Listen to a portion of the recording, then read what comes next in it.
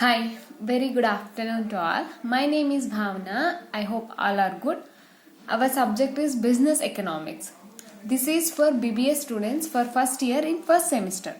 In this previous lecture, we discussed the law of returns to scale and Cobb-Douglas production function. I want to recap the type of production functions, then we get a clarity. Types of production functions. There are two types of production function: short run production function and long run production function. In short run production function, there is a law of variable proportions. In long run production function, there are two types: isocon curve and law of returns to scale. In law of variable proportions, only one input is variable and other inputs are fixed. So it shows the relationship between the input and output combination, and also it shows the relationship between the total product, marginal product and average product. I discussed complete lecture about the law of variable proportions. Anybody do not watch this video, kindly go through this video and watch. Next, isocons curve. In isocons, in where law of variable proportions, only one input is variable, but when compared to the isocons, here two inputs are variable.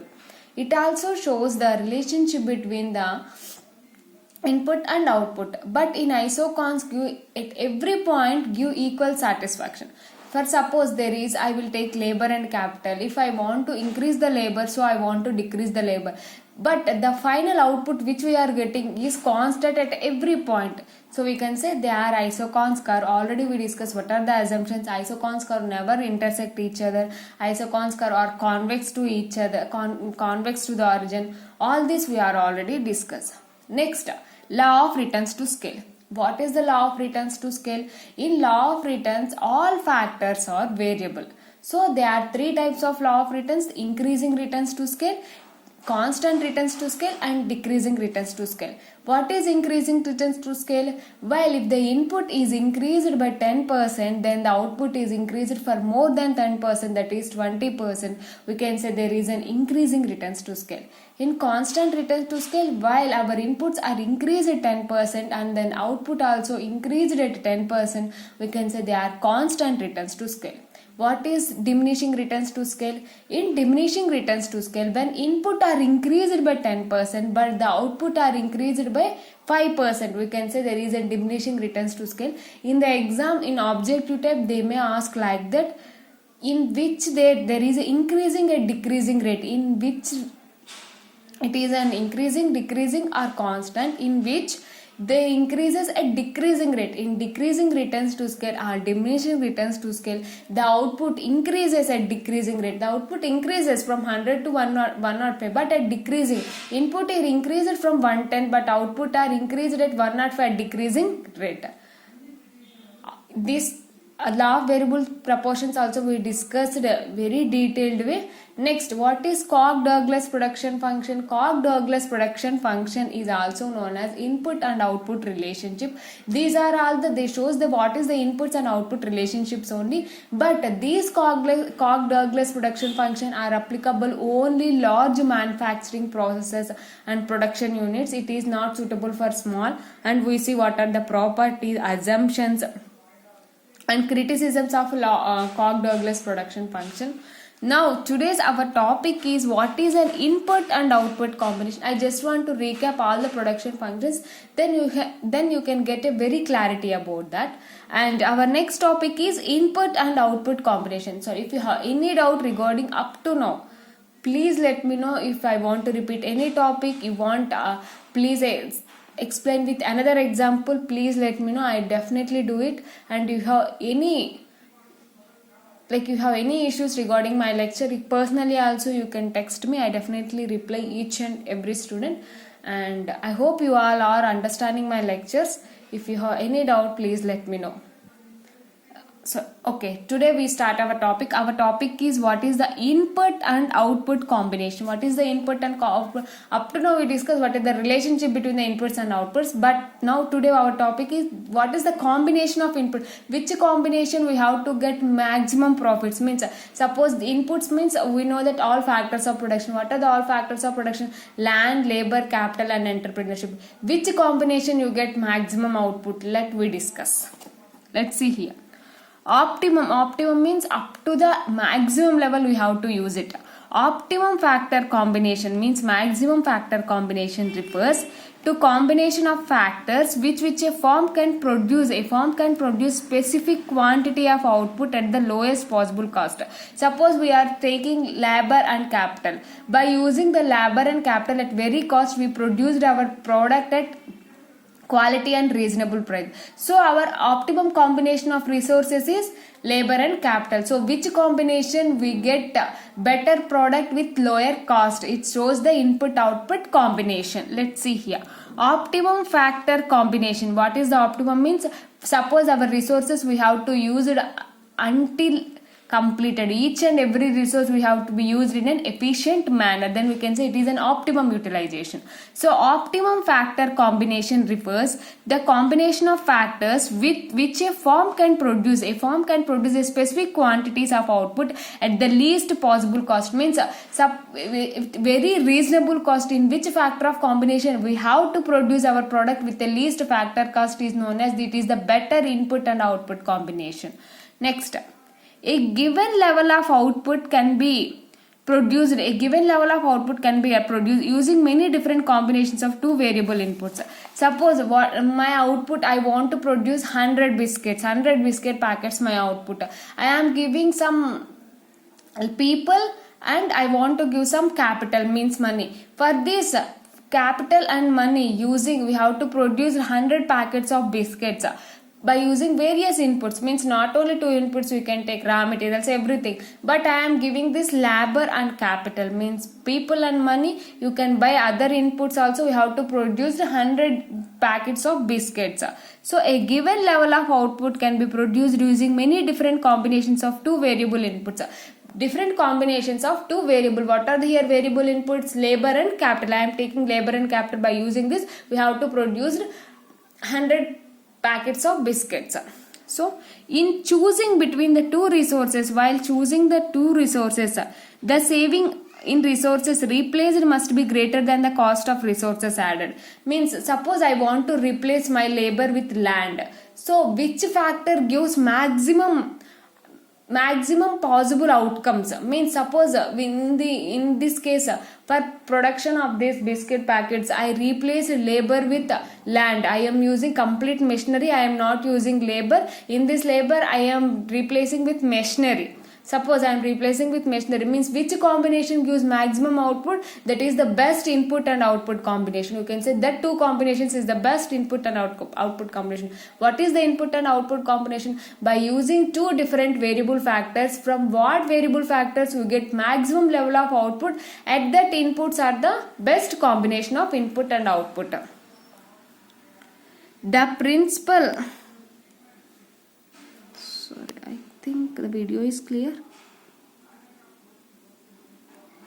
The principle at least cost combination states that if two input factors are considered for a given output, then the least cost combination will have the inverse price ratio, which is equal to the marginal rate of substitution. What they are saying, the principle of least cost combination means which principle gives least cost, means in combining or we are in taking two inputs, for the which combination we are getting least cost. Means suppose I am taking labor and capital, my cost is up to 1000 rupees, where I am taking land and capital, my cost is 1500. So which factor is very least cost and they give maximum output? So for that factor we have to consider. The least cost combination will have inverse price ratio. Inverse price ratio means when the price is inversely related between the two inputs. What are the two inputs? I am taking here labor and capital. Where labor increases, the capital decreases. Where the capital increases, the labor decreases. So we can say For this, those we are considering two input factors. For these two input factors are inverse relationship, means when one price increases, the other price automatically decreases, then only you can get a better output. So we can say those two factors are inverse relationship, which is equal to the marginal rate of substitution. Means for adding marginal rate, means by adding additional unit we have to benefit additional output. So for every additional unit the cost also increases. As well as we know that we have up to now I am producing 100 biscuit packets, I want to produce 101, so the input also increases, as the same the output also increases. Means while we are taking which factors of inputs get maximum output, these input factors are inversely related. This input output combination principle says that while you are choosing the two variable input factors, for these input factors they are inversely related. Inversely related means if the price of one factor increases, the other factor automatically decreases. If the price of one factor decreases, the price of other factor automatically increases. So these two inputs are inversely related, then only you can get a marginal rate of substitution. Marginal rate of substitution is nothing but when we want to produce additional unit, then we have to pay additional cost.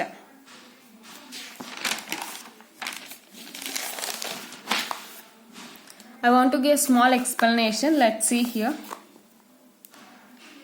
There are two methods of explaining the optimum combination of factors. Up to now we are discussed what is the input output combination. What is the input output combination means there are so many input factors while producing our product, but we are taking the best combination which gives maximum output with very lower cost. For this factor of combination, thus two inputs are inversely related. Means suppose I am taking labor and capital, while the labor cost increases, automatically the capital will decrease. When the labor decreases, automatically capital will increase. Means there is an inverse relationship. For this relationship we want to for explanation of this input combination, we are studying two different factors, that are marginal product approach and the ISO-quant or ISO-cost approach. We are explaining here too. First is marginal product approach, next ISO-quant or ISO-cost approach. First we are discussing what is marginal product approach. See here. In long run, a firm can vary the amounts of factors which it uses for a production of good. In the long run, all factors are variable. We discuss in law of returns to scale. While in long run, all factors are variable when compared to the short run. In short run, the building rent, insurance, these are constant. Means in short run there is no increase in building rent. Suppose take our example as a house rent. House rent is increases for every year. Below 1 year it may not increase. So in short run it is fixed, but in long run the all are vary. Like this, in long run all factors are variable. In long run, a firm can vary the amounts of factors which it uses for production of goods. For the production of goods, all input factors are variable in long run. It can choose what technique of production to use. So we have to choose what technique, means there are different techniques, what technique we have to be used, what design of factory to build, what type of factory we have to be built, and what type of machinery to buy. Based on our production and based on our environment, we have to choose. It can choose what technique of production to use, which technique we have to use, and what design of factory to build, what type of factory you have to build, and what type of machinery you have to buy, what type of machinery we have to be think before starting a production. Next, the profit maximization will obviously want to use the mix of factors of combination which is least closely to it. Means our factor maximization will combine which factor of inputs we are using. Suppose we are taking here land and labor. For this land and labor, how much profit we are incurring. So we have to choose the correct input combination which gives maximum output. For that output only we have to earn maximum profits. So before starting an production, we have to choose the best inputs. Which inputs we give the least cost of factor and also the maximum output, then only you can earn the maximum profits. So the profit maximization will obviously want to use the mix of factors of combination. Profit maximization is mainly based on which factors of inputs we are using. For that inputs only our profit is based. So which is least closely to it, means which input factor has very least cost and which input factor has giving maximum output. For these inputs we have to take into consideration, then only our profits will increase.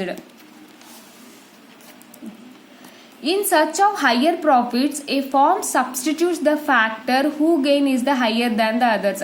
In search of higher profits, we are searching for higher profits. A firm substitutes the factor which gain is higher than the other. Means the firm may want to substitute, like we are producing two factors, like one is biscuits and bread, but in biscuits we are gaining more profits than bread, so we have to shift our resources to biscuits, because in biscuits we are gaining more profits. So in search of higher profits, a firm substitutes the factors whose gain is higher than the others. When least rupees spent on each factor brings equal revenue. While we are spending each and every rupee, we have to bring the equal revenue. For this only we have to choose a right combination of inputs. Then profit of the firm is maximized. Suppose we are spending 1 rupee. So for that 1 rupee you want to gain at least 1.5 rupee. Then only we have to incur profits. This is saying that only when last rupee spent on each factor, last rupee means up to our resources, we have to last rupee spent on factors of production. What is the factors of production? Labor, land, capital, entrepreneur. We are spending each and rupee, our last rupee of our factors of production. How much revenue we are incurring while spending of our 1 rupee? Then only they decide only our profit maximization. When last rupee spent on each factor, our last unit spent on each factor will bring the revenue, then profit of the firm is, then only the profit of the firm is maximized.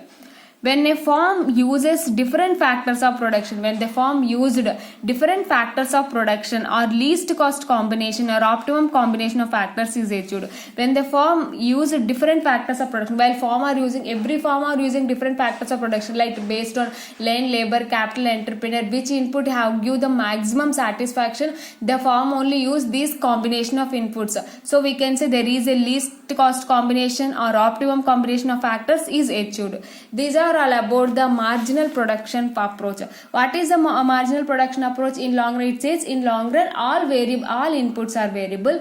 For these inputs we have to choose a right combination of input. For this right combination of input we have to achieve more revenue and with very reasonable cost, then our profits of the firm has been increased. But in searching, if there is any substitute, the firm can substitute from other, means the other product has gaining more benefits, then the firm can shift from these to that. And when up to the last rupee we spent on factors of production, then we can earn revenue. For that only we can maximize our profits. So when every firm uses different forms of factors of production based on of our organization, which factor give maximum output, means while some people are taking capital and labor, some people are taking land and capital. So based on these inputs, which input factor gives maximum output at reasonable prices, then we can say we have to utilize the optimum level. This is all about the marginal production approach. I hope you understand this lecture up to now. Today we discuss what is the input and output combination. For explaining this, we have taken two, that is marginal production approach and isocont cost approach. Up to now we discuss what is the marginal production approach. If you have any doubt up to now, please let me know. I definitely clarify your doubts. Thank you so much. Have a nice day.